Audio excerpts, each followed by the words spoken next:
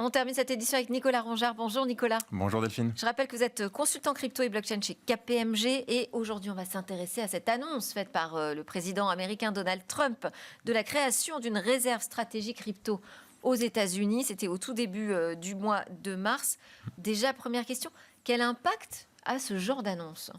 Effectivement, c'est une annonce qui a suscité beaucoup de bruit et aussi beaucoup de volatilité sur le marché crypto.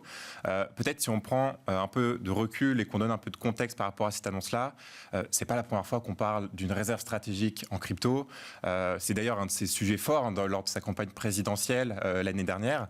Et on a aussi ces dernières semaines des États comme l'Utah ou encore l'Arizona qui ont voté des projets de loi pour instaurer une réserve stratégique en Bitcoin. Donc c'est pas la première fois qu'on en parle.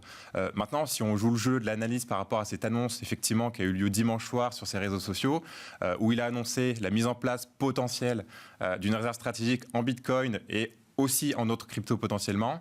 Il y a 2 points saillants pour moi. Vous dites toujours potentiel. Potentiel, effectivement. Parce que vous pensez que ça pourrait ne pas arriver.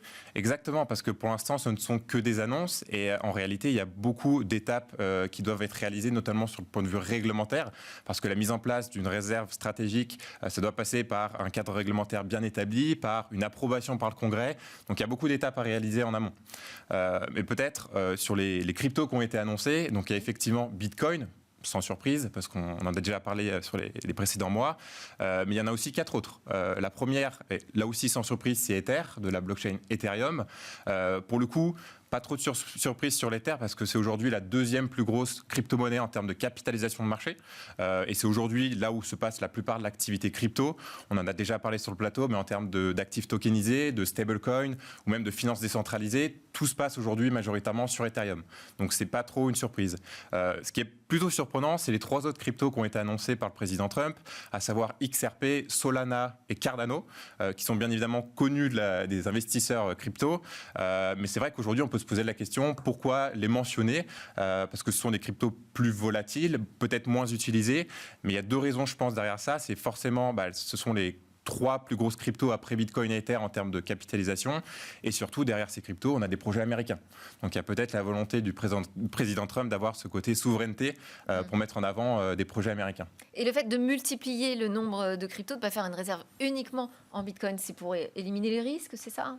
C'est peut-être pour éliminer les risques, mais encore une fois, on n'a aucune information aujourd'hui sur la façon dont va être constituée cette réserve et c'est vraiment important. Il faut bien comprendre la dichotomie entre le fait de constituer une réserve stratégique en achetant des cryptos sur le marché. Donc là, ce serait vraiment un événement majeur parce qu'on va avoir des nouvelles liquidités qui vont arriver sur le marché par un gouvernement. Donc c'est une étape vraiment nouvelle.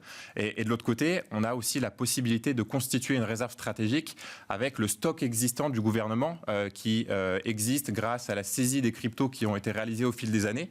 Donc finalement, on n'aurait pas d'achat qui serait réalisé, c'est uniquement utiliser le stock qui est déjà existant. Donc l'effet waouh serait un peu moins impressionnant pour le coup. En tout cas, on se dessine vers un nouveau cadre pro-crypto quand même aux États-Unis. Exactement, et c'est un peu depuis l'investiture de Donald Trump, on a effectivement un vent favorable qui se dessine pour le marché crypto aux États-Unis, avec de prime abord la constitution d'un gouvernement pro-crypto, avec à la tête de la SEC, le gendarme américain financier, une personne pro-crypto. Et puis aussi, on a le président Trump qui, lors de son investiture, a signé un décret qui vise à favoriser et mettre en avant le leadership américain sur les actifs numériques. Donc c'est une première étape et on voit que le vent tourne pour les acteurs crypto aux États-Unis. Et on le voit d'ailleurs ces derniers jours, on a la SEC donc, qui a abandonné ses poursuites judiciaires contre des acteurs comme Coinbase ou encore Kraken, après des années de poursuites. Donc on voit que finalement il y a un retournement de veste et pour justement le bienfait de l'écosystème et pour les acteurs du marché. Merci beaucoup Nicolas Rongard. On continuera de suivre tout ça avec vous, bien entendu. Je rappelle que vous êtes consultant crypto et blockchain chez KPMG. Merci à tous de nous suivre. C'était Smart Tech sur la chaîne Bismart for Change. Vous pouvez aussi nous suivre en podcast, bien évidemment. Je vous dis à très vite pour une nouvelle histoire sur la tech.